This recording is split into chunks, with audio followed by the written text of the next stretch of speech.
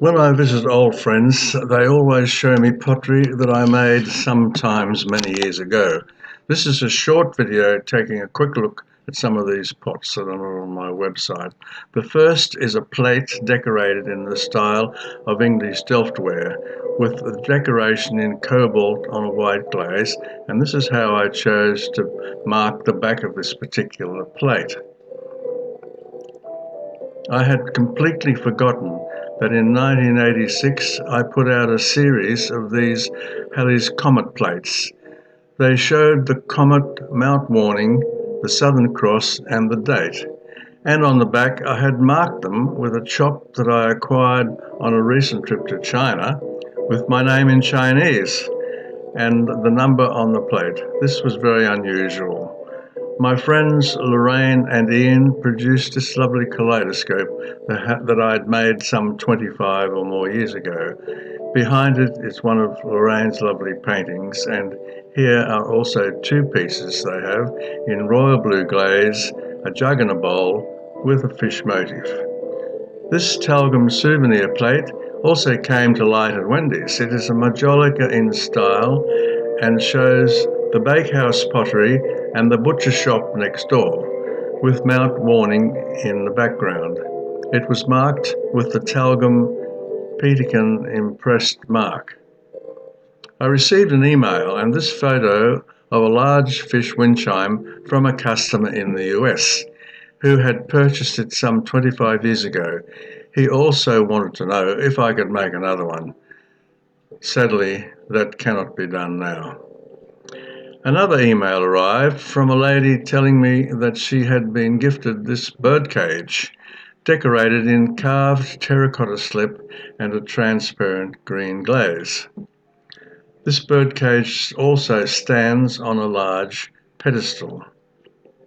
Recently I found this jug on Irish eBay. I had made it for the Tweed Bi-Centennial rally in 1988. I wonder how it got to Ireland. And this mug, also made as a trophy for the same rally, is in my possession along with this Talgum Festival mug. I used to make about 100 of these for sale at the gallery during the Talgum Music Festival. This was the ivory chop that I used to mark my pottery, and most of the pieces after 1986 produced in Talgum are marked this way. Here is a large stoneware casserole pot with the gumnut handle. This salt pot also shows the same decoration. And here are two more casseroles in different glazes.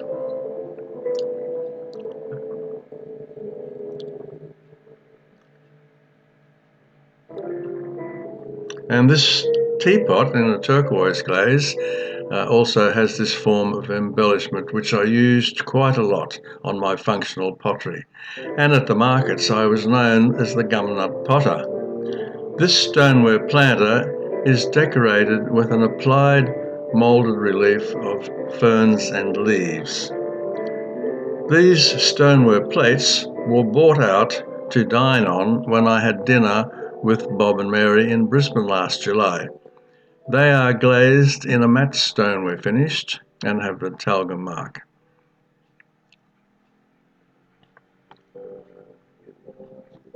This set of faces adorns the bathroom wall at John and Penny's place. They are made from the same mould. One is in unglazed terracotta, one in green, and the other is decorated in majolica style.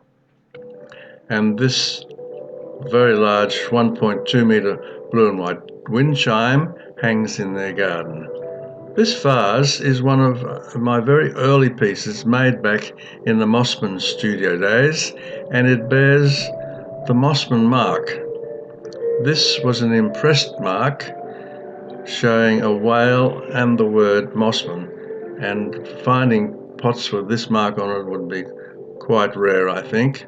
The next piece, a cheese plate and cover in stoneware, was also made at the Mossman studio and marked with that Mossman mark. This six-spouted flower vase came to light when I visited Kerry. It was made at Talgum. These two blue and white stoneware sugar pots have the Talgum mark, and they're in possession of my friend Richard. And finally, this very large water filter adorns the veranda of my friends Chell and Joan in Talgum.